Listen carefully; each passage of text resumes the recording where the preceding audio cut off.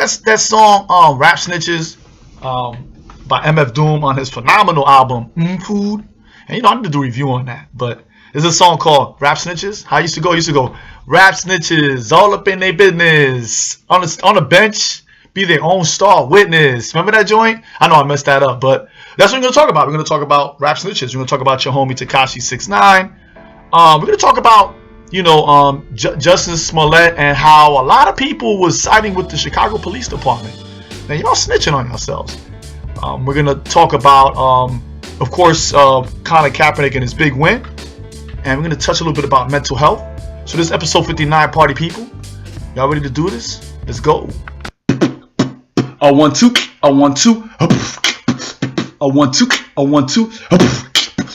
I like to introduce myself.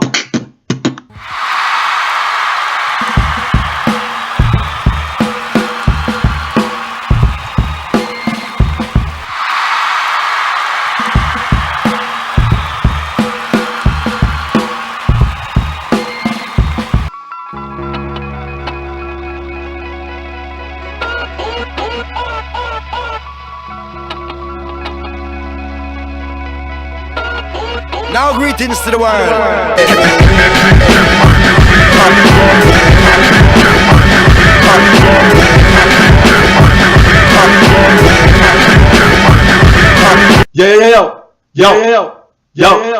Yo. For episode 59 of Where My Killer Tape At, I'm sipping on Bullet Bourbon Frontier Whiskey. It's a Kentucky straight bourbon whiskey, by the way. Shout out to the homie Vanessa who bought this to the crib during our party. And I like this, man. It's real. I like it, man. It's smooth. Word is born. Shout out to Bullet Bourbon. Word. Lord of mercy, all night Sundays and crew. Follow me now, mercy, all night Sundays and crew. Follow me now, mercy, all night Sundays and crew. Follow me now, mercy, all night Sundays and crew. Follow me now. This is being recorded before the Oscars, and I know I said this prediction before. Spike will probably get the award for Best Director because Black Klansman is like really made for the white gays. You heard it here first, right?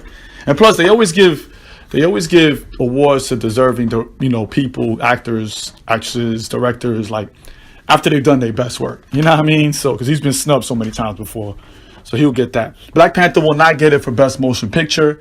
I said it here.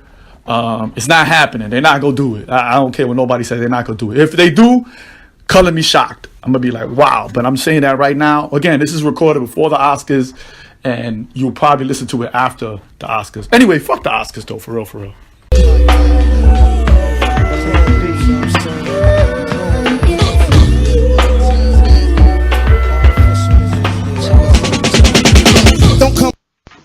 I'm not gonna lie. I don't going to prison is not funny for anybody. But the Takashei 6ix9ine shit is still funny. Like, I'm not even gonna lie. I'm not familiar with any of his catalog. None of his catalog. Like, I'm not familiar with it at all. But it's like this. Everything happened so quickly, right? And I'm gonna put this New York Times article in the show notes. The rise and the fall of Takashei 6ix9ine. It was a meteoric rise. Like, it was quickly. Because I'm doing the numbers, and he came out and he released a single in 2017. I'm not saying he didn't have a buzz before that, but he released a single in 2017, and he was making lots of money in a short amount of time. Now that being said, a conspiracy theorist would probably say, well, he's a plant by the record labels or whatever. I'm not really big on conspiracy theories, as you all know. But I will say this, that he's not the only person to start off, on the internet, on YouTube or whatever, and then make a lot of money in a short amount of time. And I think that one cat, XXXTentacion, am I saying his name right? He's another person that went from, he was virtually unknown to a media sensation, to where kids are worshiping him. I have students that worship him, right? But it's ill, like, to see how it seemed like with Takashei, it was something that he wanted to be down so bad. He wanted that street cred so bad that he would have done anything to do it. People are gonna get mad at me, and I'm pretty sure that I know one person in particular who will get mad at me. It reminds me of Tupac. It really does. And please let me be clear. I'm not saying that Takashei 6ix9ine is Tupac at all. I'm just saying how Tupac went from somebody who, he was an artist, he was, a celebrity, he was a good actor, right? Very good actor, right? A writer, and he wanted street cred so bad, and he, it eventually led to his downfall, right? But with the difference between both of them is that with Takashei 6ix9ine, it didn't kill him. The federal government indicted him on RICO charges, racketeer, influence, and corrupt organizations charges. I don't know if y'all familiar with that. You should, because it's the thing about RICO laws. And that's something that was started in the 70s. They were originally created to put away mafia crime bosses who, what would happen is they would, when they got accused, when they had evidence of them doing a crime and they would arrest them, the witnesses would either recant their tales or they would be killed or found missing. So the federal government had to figure out a way to lock up crime bosses or families, and the way they did it was through RICO. So he got indicted on that. Those things are pretty hard to beat. I'm not gonna lie, I didn't see him walking away from all of this because they're gonna, he got his deal was until he's gonna be free. But I think it looks like the federal government wanted other people in the organization that he was the A-Trade Gangster Bloods, A-Trade Blood Gangsters, something like that. And I think they wanted members of that gang. And now there's information coming out that they had planned to kill him too. So I don't know how much of that is true, because the thing about RICO is that RICO laws are real. They're not definitive, so they can pretty much get you on anything with almost very little evidence.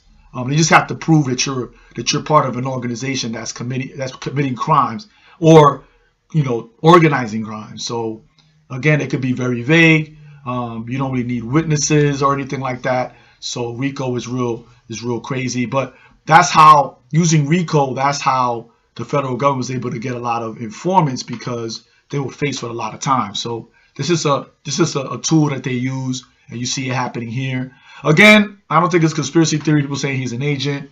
Let me say something about hip-hop fans. We hip-hop fans are very finicky, especially when we're young. We jump on the next thing, and we ride it hard. So I see the same thing happen with him. He had a 2-year, run that was really hard. He made a lot of money, but he'll be easily forgotten. Word.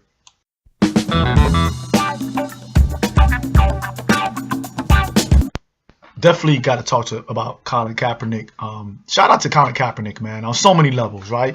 So we know that over the weekend, we learned that him and Eric Reed, they had a lawsuit against the National Football League, and the NFL settled. They settled the case with him, but he had to sign an NDA, and he can't talk about how much that they settled with him. Right? Some people say that this is a compromise. I disagree with that. Usually, when organizations settle in court, they usually ask for that information to kind of like be kept on the low. It happens all the time. It's especially when it's a big organization or actually usually a big corporation. To be honest, I've seen very few corporations that settled, release how much money they're going to give to the person that brought the suit to them. Usually when they announce the amount, usually because they actually lost the case. But in this case, they settled, so that's not unusual. Anyway, I thought that for Colin, it was a big for Colin Kaepernick. It was a big sacrifice, and I know people are like, oh, you tripping? No, I mean, it's a big sacrifice. He's a football player, he's a ball player, and this could have went on for 10 years, and he could have never played football again in his life. But I think what I liked about him is that instead of talking about his situation, when the spotlight was on him, he used it to highlight other organizations and charities that were out there doing the work. And he talked about doing the work in his community, and I thought that was really dope and commendable. He got other people to donate money to these causes that he believed in all during that entire time. Every time they put the spotlight on him, that's what he did. I think that shit is dope, and I hope people are taking notes when it comes to that, because he could have really just sat on the sidelines. And then another thing that he did was he never really talked about his case. He never really did any media on his case, and that was dope too. And I think Colin understood how the media works, you know what I mean, and how they could twist shit around.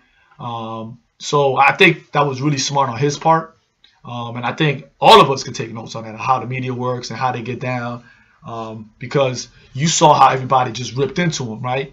He really, he was justified in coming back at anybody, right? He could have done that. And I think, to be honest, I think in the long run, it'd have been a good look for him, but he chose not to do that. And I'm not saying he was trying to play the high road. I think that he just really was savvy at how to deal with the media. And the media, they're going to spin shit for the way they want to spin shit. So I think he did a good job. It was dope. So I commend him. And you know, to Steve Harvey, we're going to say, you know, you can keep your integrity and still get the bag, right? We're talking about that right there. Shout out to Colin, man. But this is also a huge win because it's going to set a precedent, right? He was, you know, NFL, he got the NFL to admit that they colluded in keeping him out of the NFL. You know what I'm saying? Like, he was a free agent, and he got them to say, yeah, you know what? We blacklisted you, bro.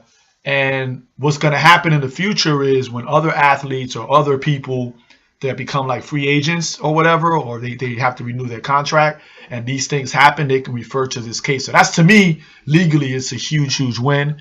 Again, he could have gone any which way with it. They could have went longer, right? But I think, you know, and I like that his lawyers were really shooting for that. Like, they were saying, hey, you know, you guys colluded. It was a collusion. They didn't say racism. You know, they ain't say, you know what I'm saying? Like, so he just said you guys colluded to keep him out. And I think that was real savvy on their part. We're going to see more cases like this in the future when these kind of things happen again. Word up.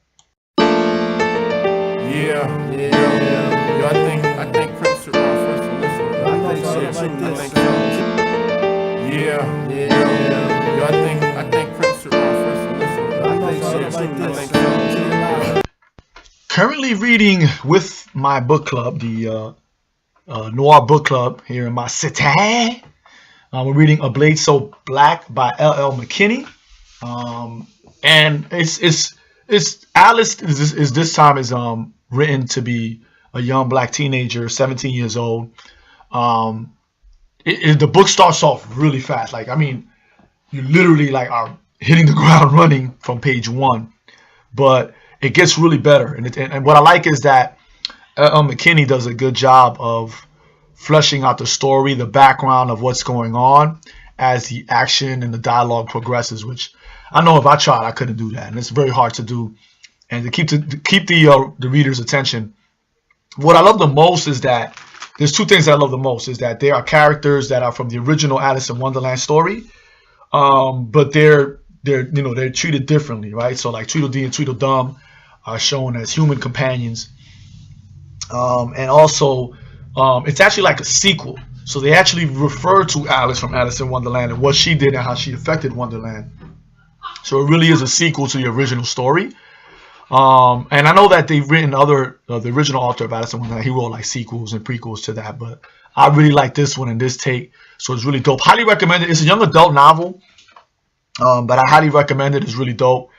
Really dope. But like, to be honest, I'm not gonna lie. The first 50 pages, I was kind of skeptical because I was moving so fast, and but it really slows down and picks up, and the dialogue comes in and everything, and you know, like Alice has these wonderful powers, but L.L. McKinney does a good job of grounding her on the planet Earth and reminding the reader that she's a teenager. So highly recommended for a book club if you're reading it on your own. Really dope. It would be good to see it as like a series. That would be really dope. So definitely check it out.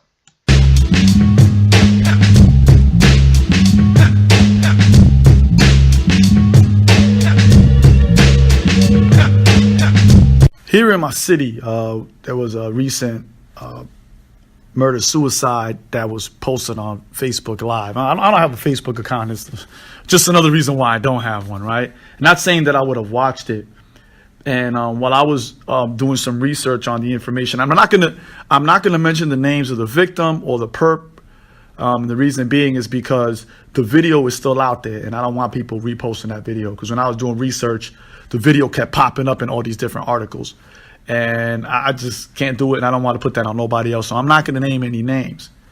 But I know in the video, I read some of the transcripts. The perpetrator was a gentleman, and he was a veteran. Well, we don't know is because I know a lot of people are saying that he was a veteran, that he fought in an actual war. I always tell people that most people that are in the military are support personnel, and they are not in combat. They don't see combat. So we got to be real careful of assuming that because someone was in the military. It happens to me all the time. I was in the Navy. A lot of people always assume that I was a combat veteran. I always have to remind them I was not a combat veteran. I was on a ship. I'm not saying you can't be a combat veteran on a ship, but it's not World War II. So I tell people to be careful of that. Don't assume that someone has seen combat and suffered the things that they suffer being, seeing all that stuff, because they're saying that he may have suffered from PTSD. Anyway, we don't have any mental health diagnosis, but we do know that in the video, he said that he needed some help. And he actually shouted out some members of his unit who did help him. And then the cry often talks about, mental health. And I want to talk about that. I do. And the thing is that I notice is that a lot of times we always blame people who suffer from mental health, which is a lot of people that we know, when they do something wrong, if they do something wrong, because most of the time they don't do anything wrong. We were like, oh, why didn't you get help? Or why didn't you get help? Or why didn't you do this? Or why didn't you do that? And I think we should be careful about the language that we're using, right? Oftentimes, I'm going to say one thing that I've learned in my life. I've learned that you'd be surprised who has a mental health condition and who is on medication, who is on psychotropic drugs. And you'd be surprised how many people cannot function without those psychotropic drugs. Here's the deal, though. I work in a field where I have to encounter people that suffer from mental health illnesses, and they have to tell me about it, and I have to learn about it and know about it. So in a way, I'm kind of like in a safe space because I can do that. But what I've learned from working in those spaces is that I didn't create those spaces outside of where I work. And that's a problem. And a lot of us are guilty of that. A lot of us create atmospheres. A lot of us create homes. A lot of us create spaces where for people who have mental health illnesses is very unsafe. We're very judgmental. We ostracize people that have mental health illnesses. We look at them as pariahs. We look at them as monsters. We look at them at all these things, right? We look at mental health people as if they're on the way to becoming a serial killer. That's how we treat them. And I think before we can tell people, well, if you have a mental health illness, if you suffer from depression, et cetera, whatever, you need to get help. The first thing we should do is we should say to ourselves, are we creating these spaces that are hostile to them? Right? Because someone should be able to say, I suffer from severe depression around you. And you'd be like, oh, okay. And you'd be like, all right, what can I do to help? Not, I'm going to hide this because I know that Danny, or, DanTresOmi is not really cool with it. And he's going to say some wild shit. Even our language, right? Even our language, you'll say, oh, this person is postal, right? Like meaning something that they're going to do something brazy, right? Or we say this person is crazy, or they got to take their crazy pills. We make all these jokes and stuff, and we don't even realize that we're creating this atmosphere that makes it hostile for people with those mental health illnesses. So they're less likely to ask for help. You know what I'm saying? And that's what we need to be doing instead of ostracizing them and comparing them to Jeffrey Dahmer and shit like that. Like, that's some real bullshit. Real.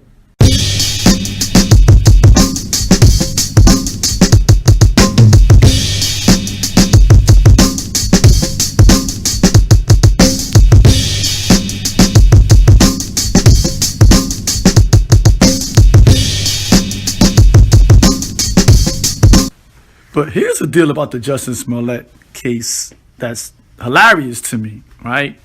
That ever since it all came out, I find a lot of people quoting the Chicago Police Department as if the Chicago Police Department be solving cases like that. That's the wild thing. Even if he's guilty of putting this plan together, whatever, it's just the fact that Chicago PD fumbled the case from day one, actually feeding information to the media, right? So, which is how they get down, though. You know what I'm saying? It's like, and when I say Chicago Police Department, I'm talking about all police departments. They do this in every case. They always leak stuff out that they're not supposed to be leaking out. They just fumbled the case, and that's the scary part. The scary part is that I always tell people, Chicago police departments are not only racist, they're incompetent, and I say that with a straight face, right? So, but the wild part is that a lot of y'all that usually be like, oh, watch out for police brutality, are actually quoting the Chicago Police Department. That shit is wild. Like, y'all snitches, man. Y'all believe the police? Y'all, that's what's mind-boggling to me, man. Y'all believe the police, man? Like, for real? Is that what we doing here? Y'all snitches, man. Like, y'all really be out here believing what the police be saying, man. Like, any police department got a history of lying like crazy. You know what I mean? It's like every week an article comes out where you hear, police departments, somebody in the police department, a couple people in the police department be planting drugs on people. You know what I mean? Or planting evidence. Like, that happens all the time. There's cases going on right now that taxpayers are paying, that where they have to review, right?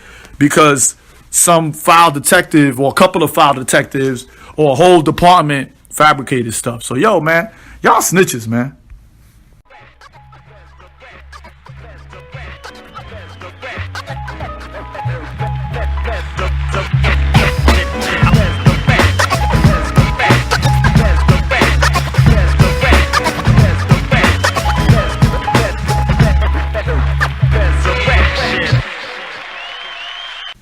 I want to move the discussion away from Jussin Smollet for 1 second, and I want to talk about hate crimes.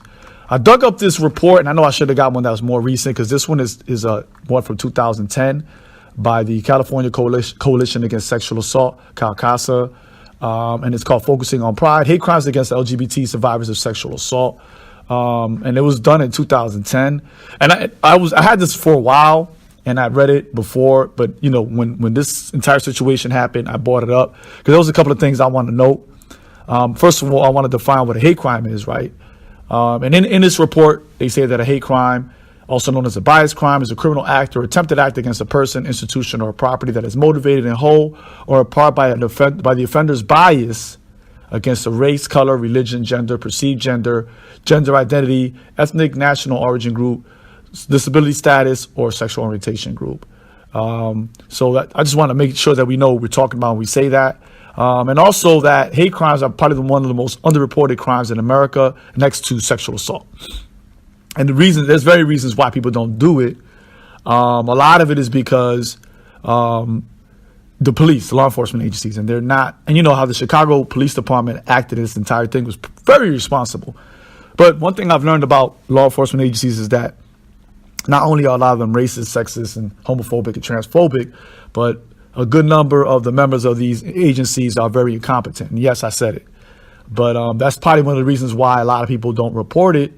I remember being a kid and reporting my mother being assaulted and, by her then boyfriend, and they laughed at me. You know what I'm saying? Or they brushed me off. Like, I remember that very vividly.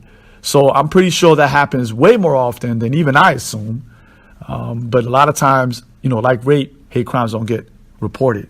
So really, reason why I want to talk about that is because I hear a lot of people saying, even people that I know and love, that they say, see, people from this community always lie about being assaulted or a crime being committed against them. And I think that's probably one of the worst things you can say. I know very few, I know 2 people from that community who were never assaulted. I know 2. Everyone else has been assaulted at least once for being who they are, usually by a loved one. So I don't want us to move away from that. I don't want us to forget that. And I really want us to have that discussion. Well, yeah, Jussin Smollet was wrong, but it's really not about him. Or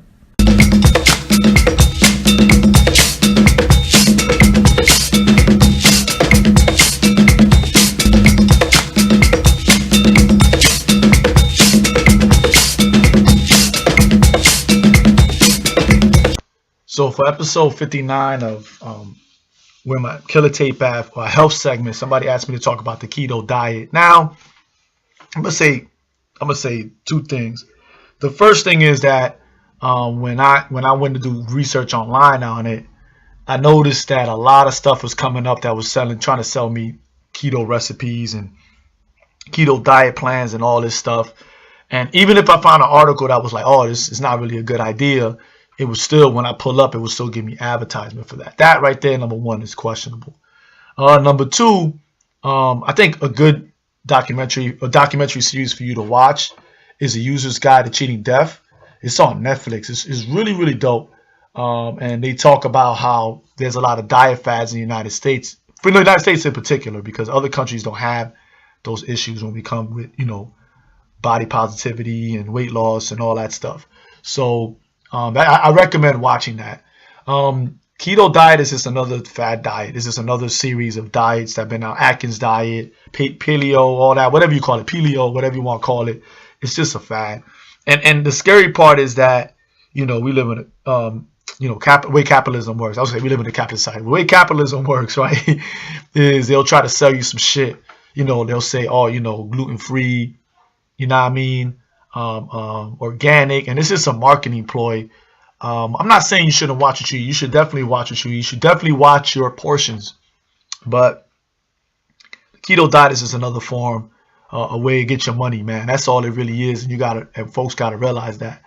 So I really honestly think that if you really wanna, lose weight and eat, live a healthier lifestyle, I really do recommend either you talk to your doctor to recommend a dietitian, or find a dietitian, like one that's like certified, like you went to college and shit.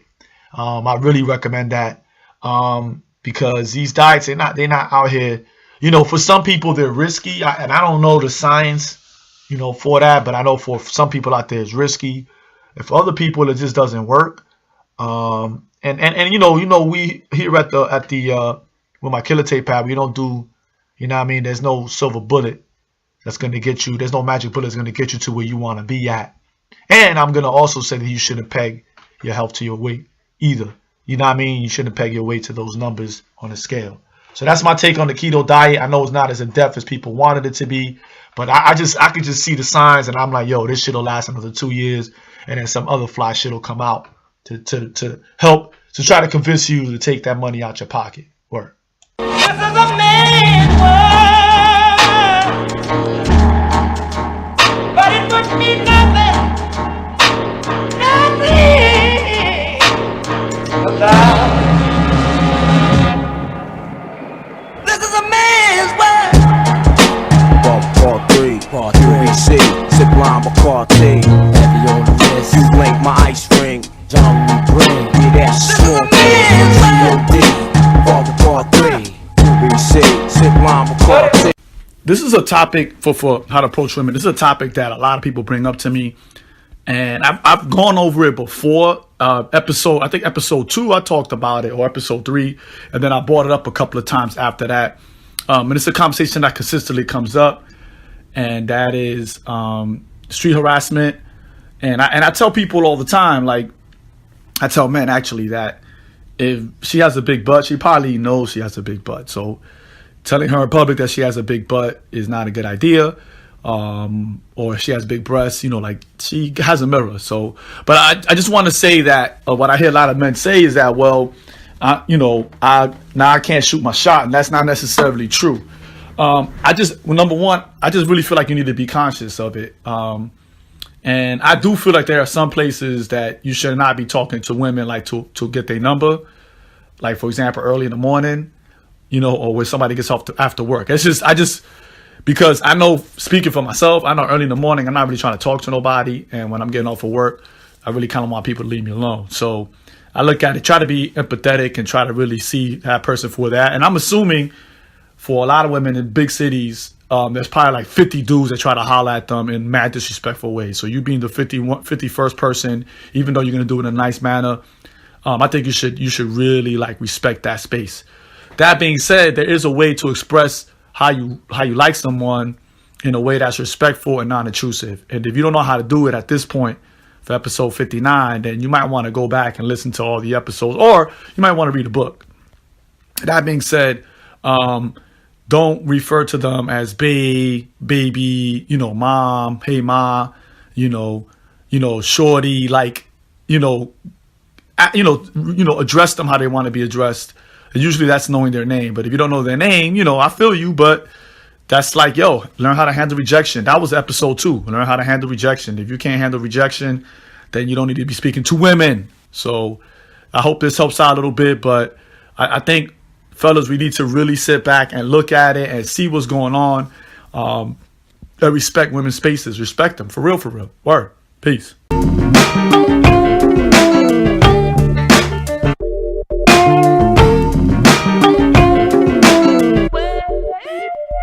It's about that time. Just real quick, in Cincinnati, on March 29th, 30th, and 31st, there will be the International Steampunk Symposium. I'm going to put the information on the show notes. I should have started promoting it sooner. But I'm going to be doing a workshop, a capoeira workshop there on Sunday the 31st. Again, more details will be there. I highly recommend just going to the symposium anyway, because it's going to be really dope. There's going to be mad people there.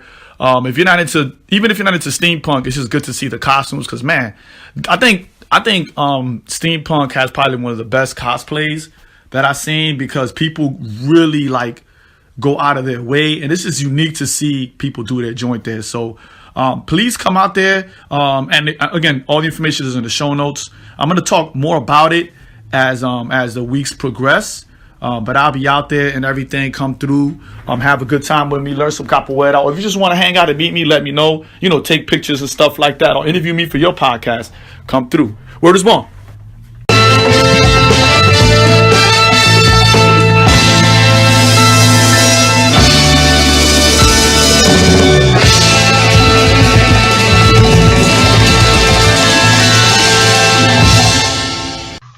Oh, you definitely got time for shout outs. Once again, shout out to the homie Adisa Banjoko. I love you, brother. You can check him out at the Bishop Chronicles podcast, and you can find that on Apple Podcasts. And I think you'll find it on SoundCloud as well. But shout out to that brother, man. Always doing his thing. And actually, he got me thinking about Takashei 6ix9ine, because I'm not a fan, so that's why I put it up on the show. Shout out to my barber, Woke Dave. I see you, brother, traveling, man. He got the traveling bug.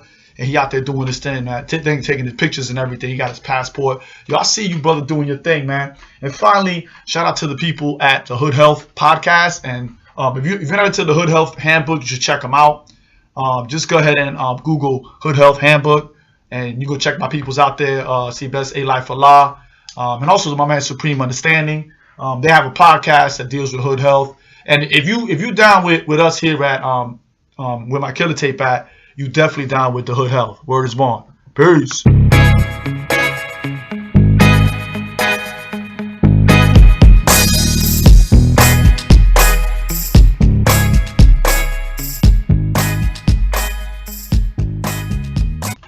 there you have another episode of Where My Killer Tape At. I really appreciate my listeners, man, that show me mad love. I got a lot of new listeners, man. This one definitely goes out to you. But anyway, from the tippy top, if you need to get a hold of me to do any lecturing or panels or workshops, I prefer to do workshops. You can hit me up on my email, DanTresOmi@gmail.com, and that's DanTresOmi. And in the subject line, put, bookings. If you want to ask a question on the show, do the same thing. Send it to my Gmail and just put in the subject line, advice. And then also, if you want to just hit me up, you can find me on the Twitters with the at DanTresOmi, DanTresOmi, or you can hit me up on the official podcast Twitter account, which is Omi's Podcast, OMISPOD Cast. Word is born. Yo, thanks for coming through. Y'all know where I'm at. I'll see y'all next week. Peace. We'll be right